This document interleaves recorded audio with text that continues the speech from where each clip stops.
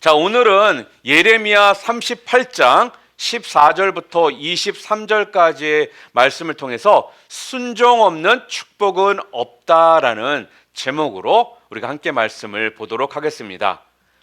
우리 모두는요, 축복받기를 원합니다. 그렇지 않습니까? 축복받는 것을 싫어하는 사람은 없습니다. 우리 모두는 그래서요, 하나님의 은혜를 받고 또한 치유를 받고 또한 축복을 받고 회복된 삶을 살기를 원하고 있습니다. 날마다 그래서 우리는 하나님을 만나고 또한 하나님을 경험하기를 바랍니다. 성경을 보잖아요. 여러 가지 약속의 말씀이 성경에 기록이 되어 있습니다. 그 중에 하나가 축복에 대한 말씀입니다. 하나님을 만났다라는 말은요, 곧 하나님으로부터 우리가 축복을 받았음을 의미합니다. 하나님을 경험한다라고 말할 때 이것은 하나님께서 내 삶의 주인이 되어 주시고 나를 아주 섬세하게 아주 정확하게 인도하심을 말합니다. 그러나 하나님을 경험하고 인도하심을 받고 또한 축복을 받기 위해서는요, 세 가지 조건이 있는데 그 세 가지 조건은 바로 믿음과 순종과 간절한 기도입니다. 이것은 실제 축복을 받고 누린 사람들에게 나타나는 공통점입니다. 특히 순종은요, 축복과 생명을 얻는 유일한 길입니다. 그래서 순종 없는 축복은 없습니다. 아브라함, 이삭, 야곱 등 하나님으로부터 축복을 받은 사람들을 우리가 관찰해 보면요, 이들에게 순종이 있었기에 축복이 임하였음을 알 수 있습니다. 이것은 마치 봄에요, 비가 내린 뒤 새 순이 더욱 자라는 것과 같습니다. 비가 순종이라면요, 땅에서 나는 생명들은요, 바로 하나님의 축복인 것입니다. 자, 그런데요, 우리가 이렇게 축복을 받기 위해 순종을 해야 된다는 것은 알고 있습니다. 그래서 마음을 먹고 순종해야지라고 생각은 합니다. 자, 그런데 순종하고자 하는 마음이 있는데 안 되는 경우가 많더라는 것입니다. 자, 그렇다면 순종하기 위해서 가장 중요한 것이 있습니다. 정말로 여러분들이 순종하는 삶을 살기 위해서 우리에게 중요한 것이 있는데 그것은 바로 내려놓음입니다. 내려놓는다라는 것입니다. 이 말은요, 어떤 자기의 생각 또한 마음을 우리가 내려놓지를 못하잖아요. 그러면 우리는 절대로 순종하는 삶을 살 수가 없다라는 말이 되는 겁니다. 오늘날 많은 사람들이요, 하나님의 그 예비하신 축복을 놓쳐버리는 그 이유는요, 바로 내려놓음이 없기 때문에 하나님께서 예비하신 그 축복을 우리가 놓치는 경우가 있다라는 것입니다. 어떤 세상적인 가치관, 자기 욕심, 육체의 그 정욕, 이런 것들을요, 우리가 내려놓지 못하잖아요. 그러면 우리는요, 순종을 하고자 하는 마음이 있어도 순종할 수가 없게 되고요, 우리가 순종할 수 없으면요, 바로 예비하신 축복을 누리지 못하게 된다라는 거예요. 이 시간 좀 다 같이 하나님께 좀 고백을 했으면 좋겠습니다. 제가 말을 하잖아요. 그럼 여러분이 좀 따라해 주시기를 바랍니다. 만군의 여호와여,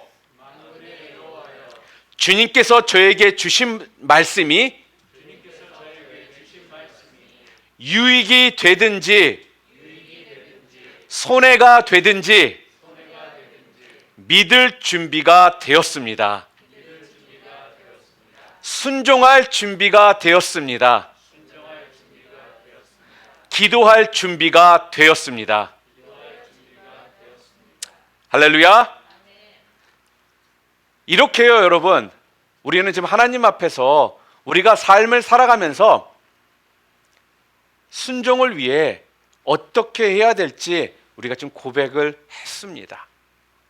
그리고 결정을 하고요. 내 욕심, 또 내가 꿈꾸는 거, 내가 원하는 거, 이런 모든 것들을 하나님 앞에 이제 온전히 내려놓기로 마음도 먹었습니다. 그런데 순종하기가 어려운 상황 가운데 놓이는 경우가 있더라는 거예요. 분명 내려놓았어요. 믿기로 했습니다. 또한 순종할 준비도 됐습니다. 기도도 했습니다. 그런데 안 되는 상황이 있더라는 거예요. 왜 그러냐면요.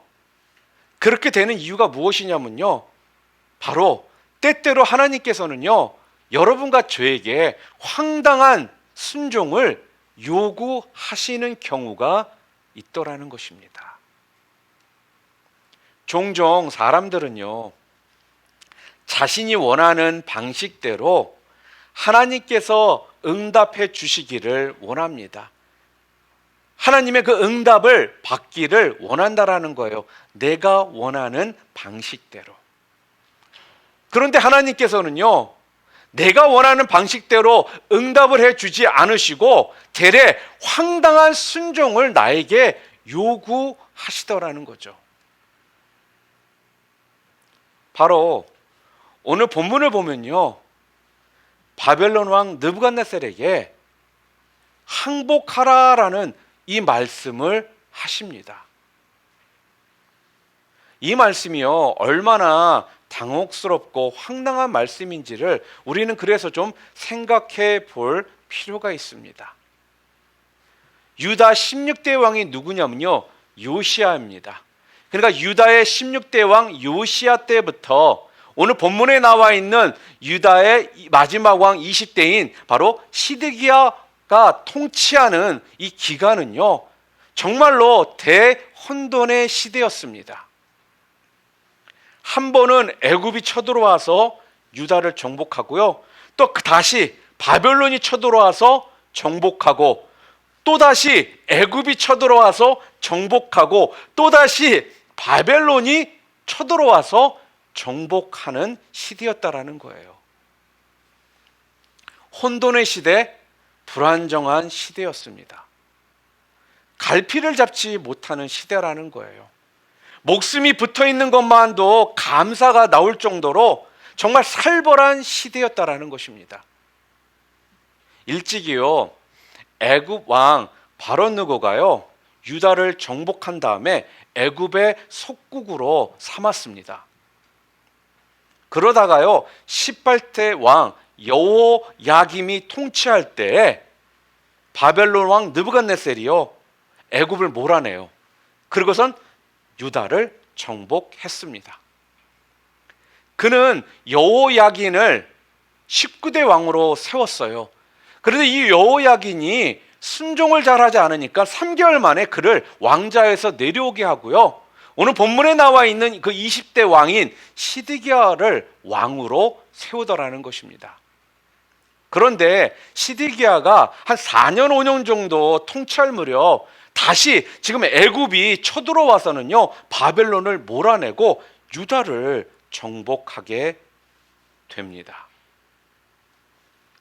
이때 하나님은요, 예레미야 선지자를 통해서요, 지금 이렇게 말씀을 하시는 거예요. 바벨론 왕 느부갓네살이 다시 쳐들어올 것이다.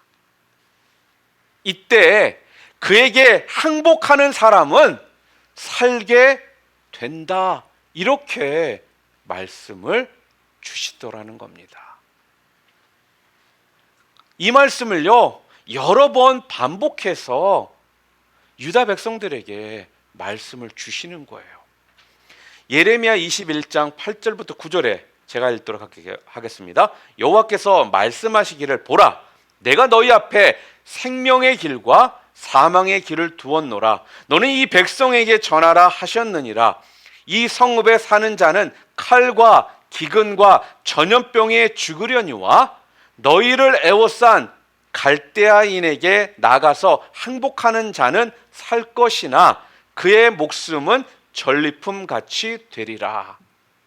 그러고 나서 오늘 본문 우리가 읽질 않았지만 앞부분에 38장 2절에도 또 이 말씀을 하십니다. 여호와께서 이와 같이 말씀하시되 이 성에 머무는 자는 칼과 기근과 전염병에 죽으리라. 그러나 갈대아인에게 항복하는 자는 살리니 그는 노량물을 얻음같이 자기의 목숨을 건지리라. 여러분, 지금 얼마나 지금 황당한 지금 예언입니까? 한번 생각해 보시기를 바랍니다. 지난날 내 나라를요 침략했던 바벨론입니다. 내 가족, 내 형제를 죽인 느부갓네살이라는 거예요. 그런데 어떻게 바벨론 왕 느부갓네살에게 항복을 하면 산다라고 하나님께서 지금 말씀을 하시느냐 말입니다. 바벨론 느부갓네살 그러면요 피가 거꾸로 솟는 것처럼 그런 마음들이 있는 이들에게 그들이 다시 쳐들어올 것이다. 그에게 항복을 하면 너는 살 것이다. 어떻게 해서 하나님께서는 이런 말씀을 주시느냐 하는 겁니다. 여러분, 이 바벨론이요 지금 자살 폭탄 테러로 유명한 나라 있죠. 바로 이라크 사람들 아니겠습니까? 극악무도한 사람들입니다. 그런데 어찌해서 하나님께서는 계속적으로 여러 번 그들에게 항복하라라고 예레미야를 통해서 말씀을 해 주시느냐 하는 거죠. 물론 이렇게 지금 예언하고 있는 예레미야도요 아마 정말 답답하기는 마찬가지일 것입니다. 지금 하나님께서 하라고 해서 하고 있기는 하지만 도무지 지금 앞뒤가 맞지를 않거든요. 지금 이해가 되지를 않는 그런 말씀이거든요. 그런데 하나님께서는 계속해서 바벨론 왕 느부갓네살에게 항복하면 산다라고 말씀을 하시더라는 거죠. 사랑하는 성도 여러분, 만약에요 여러분 자신이 지금 이와 같은 상황에 놓여 있다라면 여러분들은 어떻게 하시겠습니까? 예레미야 선지자에게 여러분 순종하실 수 있으시겠습니까? 누구든지 하나님으로부터요 황당한 순종을 요구받잖아요. 우리는요 당황하게 되고요 혼란스럽게 됩니다. 그리고요 주춤거리기 시작합니다. 그리고 슬슬 꼬리를 우리가 내리게 된다라는 거예요. 그리고 내가 기대했던 꿈들이 사라지는 것 때문에 절망과 어떤 낙심함이 가득 차게 된다라는 거예요. 아니 어떻게 원수에게 항복할 수 있겠습니까? 아니 어떻게 원수에게 항복해야지만 산다라는 이런 말씀을 주실 수 있느냐 하는 겁니다. 유다 자손들은요 하나님으로부터 듣기 원하는 말은요 항복하면 산다라는 그 말이 아니라 바벨론이 멸망할 것이다 라는 이런 말씀 아니겠습니까? 자기네들의 원수가 멸망할 거다라는 이런 이야기를 듣기를 분명 원했을 거라는 거예요. 여러분, 내 자식을 죽인 사람에게 항복하라고 한다면 여러분 하실 수 있겠습니까? 아니, 내 재산을 모두 빼앗아간 사람들에게 항복하는 것이 이것이 하나님의 뜻이라면 여러분 순종하실 수 있겠습니까? 실제 사람들은요 듣고 싶은 말이 바로 바벨론이 더 이상 쳐들어오지 않을 것이다 라는 이런 말일 것입니다. 그런데 하나님은 그들이 바라는 것과는 정반대로 말씀을 하세요. 이럴 때 우리는요 당황할 수밖에 없고 혼란스러울 수밖에 없다라는 거예요. 시드기야 왕은요 기분 나쁘게 예언하는 예레미야 선지자를요 감금합니다. 자, 그런데요, 마음이 불안한 거예요. 그래서요, 시드기야 왕은요, 얼마 후에 다시 예레미야 선지자를 찾아가서 이렇게 묻습니다. 한번 또 물어볼게. 하나님께서 정말로 뭐라고 말씀하시더냐? 다른 말 붙이지 말고 하나님께서는 뭐라고 말씀했는지 정말 말해달라는 거예요. 그랬더니 이 질문에요, 예레미야 선지자는요, 변함없이 이렇게 말을 합니다. 오늘 본문 말씀이죠. 우리 17절과 18절 말씀 우리 함께 읽도록 하겠습니다. 함께 읽겠습니다. 예레미야가 시드기야에게 이르되 만군의 하나님이신 이스라엘의 하나님 여호와께서 이같이 말씀하시되 내가 만일 바벨론 왕의 고관들에게 항복하면 내 생명이 살겠고 이 성이 불사람을 당하지 아니하겠고 너와 내 가족이 살려니와 내가 만일 나아가서 바벨론의 왕의 고관들에게 항복하지 아니하면 이 성이 갈대아인의 손에 넘어가리니 그들이 이 성을 불사를 것이며 너는 그들의 손을 벗어나지 못하리라 하셨나이다. 시드기야 왕이요, 답답한 마음 가운데 예레미야에게 찾아가서 또다시 물었더니 예레미야 선지자는요, 전과 똑같은 말을 해줍니다. 이 이야기를 들으면요, 정말 갑갑한 거예요. 그런데 여러분, 지금 하나님께서는요, 자기 백성들을 위해서 무슨 일을 지금 하고 계시냐면요, 자기 백성들을 안전한 곳으로 인도하고 계신다라는 거예요. 아마 여러분들 가운데는 아니 도대체 무슨 말도 안 되는 소리를 하냐고 라고 생각하시는 분들이 있을 겁니다. 원수 그 바벨론에게 항복하는데 어찌 그것이 하나님께서 백성들을 안전한 곳으로 인도하고 계신 거다라고 말을 할 수 있느냐?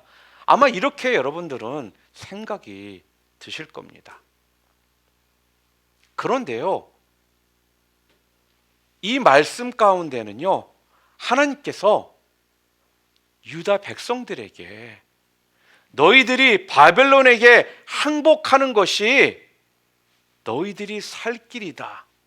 곧 이 말은 하나님께서 지금 너희들이 바벨론에 항복함으로 너희들을 인도할 거다라는 그 말씀을 해주고 계시다라는 거예요. 그런데 문제는요, 이것을 하나님의 인도하심이라고 믿지를 않는 데 있다라는 겁니다. 여러분, 하나님의 인도하심을 우리가 받을 때 중요한 것이 있는데요, 바로 환경과 말씀과 기도와 자신의 결단입니다. 환경이 열리지를 않으면요, 절대로 움직이면 안 됩니다. 그리고요, 또한 환경이 열려졌다 할지라도요, 말씀이 없으면요, 우리는 멈춰야 한다라는 거예요. 하나님의 말씀이 없이 인도함을 우리가 받게 되면요, 사탄에게 속아 넘어가기 딱 좋습니다. 예수님께서도요, 사단의 시험을 이기실 때 모두 말씀으로 이기셨거든요. 또한 사도 바울도 보면요, 사단의 간교한 그 속임수에 넘어가지 않도록 우리들에게 뭐라고 말씀하셨느냐? 하나님의 말씀으로 무장하라고 말을 했습니다. 그래서 말씀 없는 교회, 말씀이 없는 삶, 말씀이 없는 기도, 말씀이 없는 찬양, 말씀이 없는 교제는요, 곧 무너지게 된다라는 거예요. 말씀이 없는 성령의 역사는요, 그래서 우리가 의심해 봐야 합니다. 왜냐하면 성령은요, 우리를 진리 가운데로 인도하시고요, 또한 하나님의 말씀이 생각나게 하시고요, 또한 하나님의 어떤 규례나 율례를 지키고 행하게 하시기 때문입니다. 하나님께서는 지금 예레미야를 통해서요, 분명 바벨론에게 항복하면 산다라고 말씀을 하셨습니다. 그런데 바벨론에게 항복하면 산다라고 말씀을 하실 때에는요, 하나님의 말씀이 있을 때에는요, 하나님께서 아무런 대책도 없이 말씀을 우리에게 주시는 것이 아니라는 점입니다. 하나님께서는요, 바벨론에게 항복하면 산다라고 이 말씀을 주실 때에는 분명한 그만한 이유가 있다라는 거예요. 여러분, 하나님께서 여러분들에게 순종을 요구하실 때는요, 여러분들이 더 잘 되도록 하시기 위함이지 여러분들을 망하게 하고 더 고통스럽게 하고 괴롭게 하기 위함이 아닙니다. 하나님께서 바벨론 왕 느부갓네살에게 항복하라고 말씀하셨을 때 하나님은요, 이미 바벨론 왕 느부갓네살에게 항복하는 사람들을 살려줄 준비를 하고 계셨습니다. 물론 바벨론 왕 느부갓네살이 처음에 유다를 정복할 때 그때는 이스라엘의 하나님을요 알지를 못했어요. 그리고 또 그가 시드기야를 왕을 세울 때까지만 해도요, 그는 하나님을 잘 몰랐습니다. 그런데요, 하나님은 마지막 남은 이 유다 백성들을 살리시기 위해서 은혜를 베푸시기로 작정하셨다라는 거예요. 그리고는요, 느부갓네살 왕으로 여호와 하나님이 만왕의 왕이며 또 모든 권세와 능력의 하나님께로 나온다라는 것을요, 그에게 알게 하셨다라는 거예요. 그래서 여러분, 다니엘서 4장을 읽어보잖아요. 그러면 거기에는요, 느부갓네살 왕의 그 신앙 고백이 전체 기록이 되어 있습니다. 천지 만물을 지으신 하늘의 하나님을 향한 그 바벨론 왕 느부갓네살의 그 신앙 고백이 거기에 기록되어 있다라는 거예요. 뭐라고 기록이 되어 있냐면요, 후반부만 제가 좀 읽어드리도록 하겠습니다. 다니엘서 4장 34절부터 37절 말씀입니다. 그 기한이 참에 나 느부갓네살이 하늘을 우러러 보았더니 내 총명이 다시 내게로 돌아온지라. 이에 내가 지극히 높으신 이에게 감사하며 영생하시는 이를 찬양하고 경배하였나니 그 권세는 영원한 권세요 그 나라는 대대에 이르리로다. 땅의 모든 사람들을 없는 것 같이 여기시며 하늘의 군대에게든지 땅의 사람에게든지 그는 자기 뜻대로 행하시나니 그의 손을 금하든지 혹시 이르기를 내가 무엇을 하느냐고 할 자가 아무도 없도다. 그때에 내 총명이 내게로 돌아왔고 또 내 나라의 영광에 대하여도 내 위엄과 광명이 내게로 돌아왔고 또 나의 모사들과 관원들이 내게 찾아오니 내가 내 나라에서 다시 세움을 받고 또 지극한 위세가 내게 더하였느니라. 그러므로 지금 느부갓네살은 하늘의 왕을 찬양하며 칭송하며 경배하노니 그의 일이 다 진실하고 그의 행하심이 의로우심으로 교만하게 행하는 자를 그가 능히 낮추심이라. 아멘. 여러분, 우리 하나님께서는요, 대책 없이 준비하심 없이 무조건 여러분과 저에게요 순종하라고 말씀하지를 않는다라는 겁니다.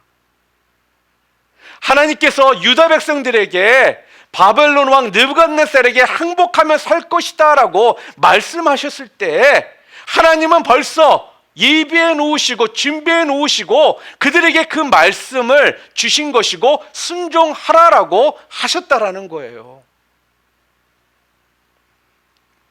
모든 것을 준비해 놓으시고 예비해 놓으시고 순종하라 말씀하십니다.